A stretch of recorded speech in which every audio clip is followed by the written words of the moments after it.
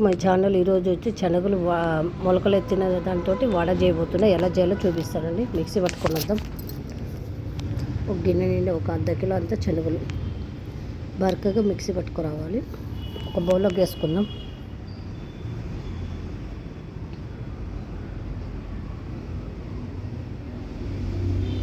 ఒక బౌల్లో వేసుకున్నాం. ఇప్పుడు దానికి అన్ని ఉల్లిపాయలు పచ్చిమిరపకాయలు వేసుకుందాం. సన్నగా తరిగి పెట్టుకున్న పచ్చిమిరపకాయలు ఒక 10 పచ్చిమిరపకాయలు, ఉల్లిపాయలు ఒక 2 పెద్ద ఉల్లిపాయలు 2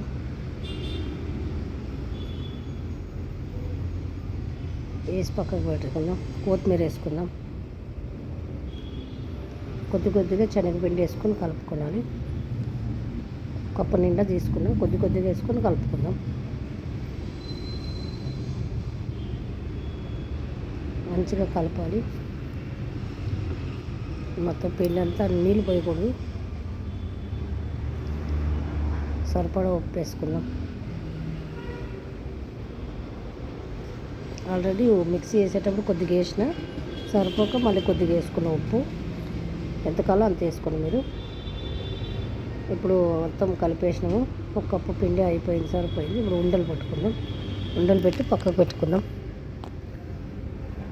చిన్న ఉండలు పెట్టుకుని ప్లేట్లో వేసుకుందాం.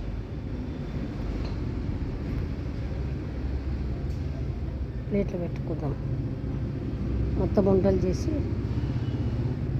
ఎందుకంటే ఒకటేసారి చేసి పెట్టుకుందాము. పక్కకు పెట్టుకుందాం. కడాయి పెట్టుకున్నాం. ఆయిల్ వేడైంది. కొంచెం ప్రెస్ చేసి వడలు వేయాలి. ఎక్కువ ప్రెస్ చేయకూడదు, లైట్గా ప్రెస్ చేయాలి. మొత్తం కడాయి నిండా వేయాలి.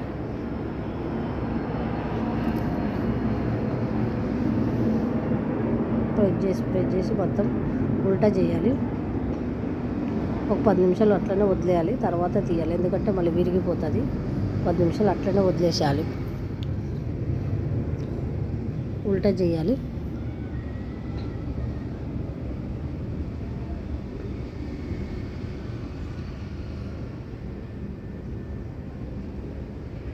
ఉల్టా అయిపోయి ఉడికిపోయింది. మసాలా వడలాగా చాలా బాగుంటుంది. శనగలతోటి తినే కొద్ది ఇంకా తినాలనిపిస్తుంది వేడివేడిగా. నూనె కూడా ఎక్కువ పీల్చదు. చాలా బాగుంటుంది శనగలు వడ.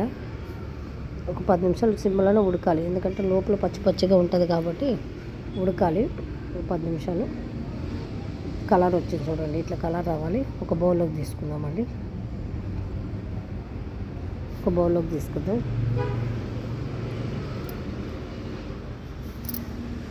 బౌల్లోకి తీసుకుందాం. శనగలు మొలకెత్తినది మసాలా వడ, శనగలు వడ చాలా బాగుంటుంది. మళ్ళీ మొలకెత్తింది ఇంకా మంచిది హెల్త్కి. ఇట్లా చేసుకొని కూడా తినొచ్చు. మళ్ళీ పోపు వేసుకొని కూడా తినొచ్చు. ఉడకబెట్టి తాలింపు వేసుకోవచ్చు. చాలా బాగుంటుంది. మసాలా వడ అయిపోయిందండి.